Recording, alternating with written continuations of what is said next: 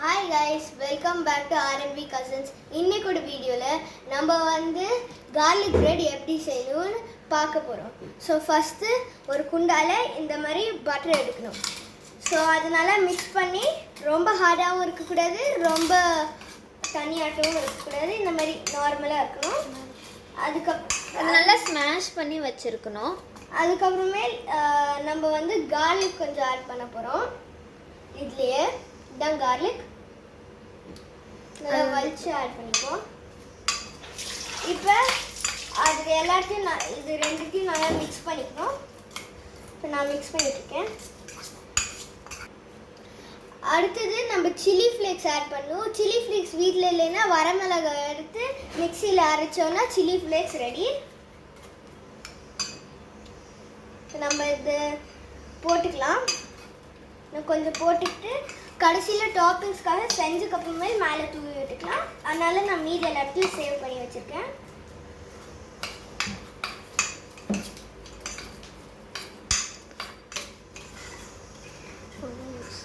இப்போ நல்லா மிக்ஸ் பண்ணிக்கலாம். அதை இப்போ நம்ம பெப்பரும் சால்ட்டும் போட போகிறோம். பெப்பர் லைட்டாக காரத்துக்கு லைட்டாக சீசனிங் தான் போடுறேன், ஏன்னா ஆல்ரெடி சில்லி ஃப்ளேக்ஸ் போட்டிருக்கோம். நெக்ஸ்ட் உப்பு, அந்த காரத்தை கொஞ்சம் கம்மி பண்ணறதுக்கு உப்பு போடுறோம்.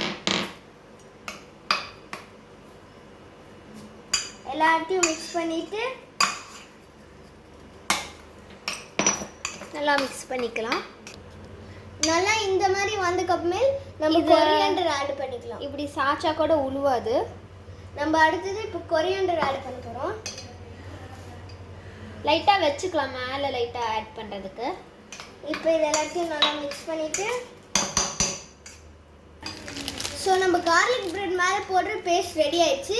இப்போ நாங்கள் 4 பிரெட் செய்கிறதுனால கம்மியான பேஸ்ட் வச்சுருக்கோம். ஸோ இப்போ உங்களுக்கு நிறையா செய்யணுன்னா நிறையா பட்டர் எடுத்துக்கோங்க. அது மட்டும் இல்லாமல் சில்லி ஃப்ளேக்ஸு எல்லாமே நிறையா போட்டுக்கோங்க. நாங்கள் இப்போ இந்த மில்க் பிரெட்டு தான் எடுத்திருக்கோம். இங்கே பக்கத்தில் இருக்க மளிகை ஜாமா கடையில் தான் வாங்கினோம். 4 பிரெட் எடுத்துக்கிறோம். 1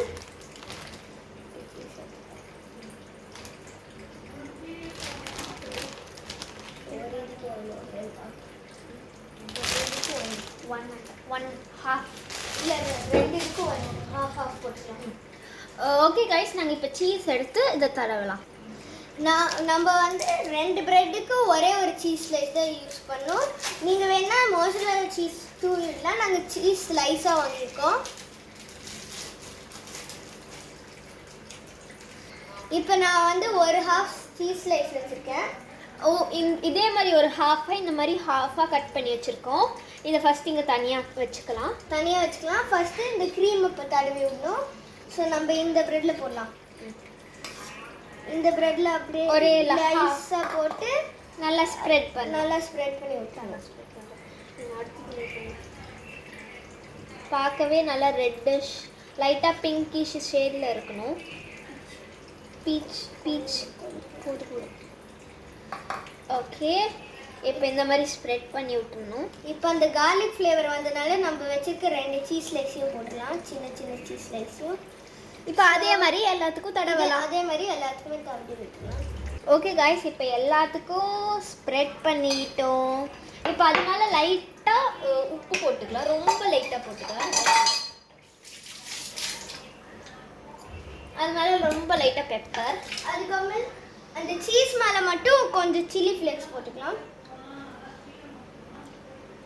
கொஞ்சமாக சில்லி ஃப்ளேக்ஸ் எல்லா சீஸ் அப்போதான் எங்களுக்கு நேற்றே சொன்னோம், முன்னாடி ஒரு வீடியோவில் எங்களுக்கு ரொம்ப ஸ்பைசினஸ் ரொம்ப பிடிக்கும்னு சொன்னோம். இது லைட்டாக ஸ்ப்ரெட் பண்ணிக்கலாம். அவ்வளோ இது போடுறேன். சரி, நல்லா தான் இருக்கும்.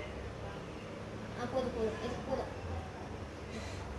ஓகே காய்ஸ், இப்போ நம்ம தோசைக்கல் சூட் பண்ணிடலாம் வாங்க.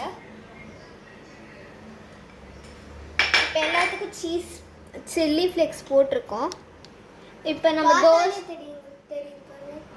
நம்ம தோசைக்கல் சூட் பண்ணிக்கலாம் வாங்க. ஓகே கைஸ், இப்போ நாங்கள் தோசைக்கல் சூடு பண்ணிகிட்டே இருக்கோம். அது சூடாகணும் ஃபஸ்ட்டு. இப்போ நம்ம தோசைக்கல் சூடாகட்டும். அது வரைக்கும் இது ஒரு லிட்டு அது வச்சுட்டு இப்படி மூடுறதுக்கு. அப்போ தான் நல்லா வேகும். ஸ்டீம்லாம் உள்ள வச்சு அப்புறம் தோசை கரண்டி திருப்பும் போது நல்லா திருப்பக்கூடாது.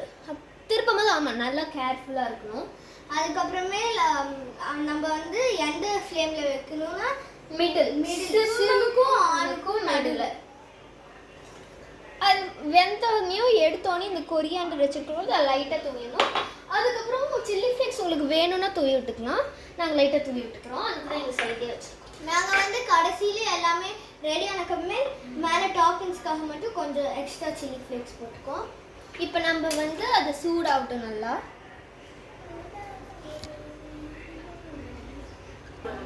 இப்போ நம்ம கீயும் எடுத்துக்கலாம். ஃபஸ்ட்டு சூடானக்கப்புறமே நெய் நல்லா போட்டுக்கணும்.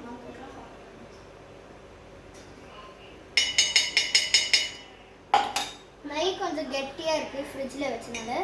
அது இன்னும் சூடாகல, அதனால தான் இப்படி இருக்கும். உருகி டக்குன்னு சூடாயிருந்ததுன்னா டக்குன்னு உருகி இருக்கும். சூடுக்கா இன்னும் லைட்டாக போடு. நம்ம 2 பிரெட் வைக்கிறோம் சேர்த்து. ஒட்டுக்காவா? வேணாம், மெஸ் ஆகாது. நான் அன்றைக்கி அப்படி தான் வச்சேன், நல்லா இருந்துச்சு. இப்போ நம்ம தோசை கரண்டியை வச்சு கீயை எல்லா இடத்துக்கும் ஸ்ப்ரெட் பண்ணி விட்டுக்கலாம்.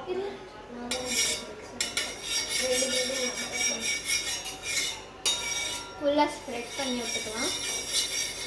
இப்போ வைக்கலாம். பிரெட்டு வச்சுக்காம சிம்மில் வச்சுக்கணும். அது ஏன்னா அடியில் பாட்டில் தீர்றதுக்கு ஹை சான்ஸ் இருக்குது, அடியில் எதுவுமே போடுறதுனால. இப்போ இன்னொன்று பிரெட்டையும் வச்சிடலாம். நாங்கள் 2 பிரெட்டு ஒட்டுக்க வைக்கிறோம். ஓகே, இப்போ திருப்பணுமான்னு கேட்டால் சிம்மில் வச்சுக்கலாம். ஓகே, இப்போ மூடிடலாம். ஓகே, வெந்ததுக்கப்புறம் காமிக்கிறோம் காய். அப்புறம் காய்ஸ், நாங்கள் வந்து நாளைக்கு வந்து இன்னொரு வீடியோ போடுறோம். என்னென்னா மக்ரோனி செய்கிறோம். அதுக்கப்புறம் நாளானிக்கு கோல்டு காஃபி செய்கிறோம். அதுக்கப்புறம் பொட்டேட்டோ ஸ்டிக் செய்கிறோம். இதோ ஸ்டிக் இருக்குது பாருங்கள், இந்த ஸ்டிக்கை அப்படியே பொட்டேட்டோ குட்டுறது அது செய்கிறோம். மறக்காமல் பெல் ஐக்கானை கிளிக் பண்ணிங்கன்னா எல்லா வீடியோஸும் நாங்கள் போடுறது வந்து உங்களுக்கு வரும். வாங்க அது வேகட்டும். ஆக்சுவலாக நம்ம திருப்பவே தேவையில்லை. அது ஏன்னா திருப்பணும்னா சீஸ் எல்லாம் தோசைக்கல்ல ஒட்டிக்கும். ஸோ நம்ம திருப்பாமே பண்ணுறோம். அப்படியே வேக விட்டோன்னா அதுவாகவே மெல்ட் ஆகி வெந்துக்கும். அப்புறம் உங்களுக்கு வேணும்னா அவனில் வைக்கலாம், ஏர் ஃப்ரையரில் வைக்கலாம், மைக்ரோவேவில் வைக்கலாம். சூடு பண்ணுறதுக்கு மைக்ரோவேவில் வைக்கலாம். இதில் வச்சா திருப்புறது கொஞ்சம் கஷ்டம். எங்ககிட்ட ஏர் ஃப்ரையர் இருந்தால் அப்படியே மேலே வச்சிங்கன்னா 5 minutes 180 டிகிரியில் வச்சிங்கன்னா கரெக்டாக இருக்கும். ஓகே, வேகட்டும். ஓகே காய்ஸ், இப்போ மெல்ட் ஆகுது பாருங்கள். சீஸ் ஸ்மெல்லு செமையாக இருக்குது. மெல்ட் ஆகுது சீஸ் எல்லாம். ஓகே, நல்லா க்ரீம் எல்லாம் நல்லா மெல்ட் ஆகி செமையாக பட்டர் ஸ்மெல் வரும். ஆனால் ஃபுல் டைம் சிம்லேயே வச்சுருக்கணும்ல, அடியில் இருக்க பிரெட் தீஞ்சு போயிடும். அப்புறம் டேஸ்ட்டே நல்லா இருக்காது. ஆமாம் கைஸ், ஃபுல் டைம் சிம்லேயே வைங்க. தோசைக்கல் சூடு பண்ணுறதுக்கு மட்டும் மீடியமில் வைங்க. ஆன்லேயும் வைக்காதீங்க, சிம்லேயே வைக்காதீங்க. தோசைக்கல் சூடு பண்ணும்போது இப்போ சிம்லேயே இருக்கட்டும்.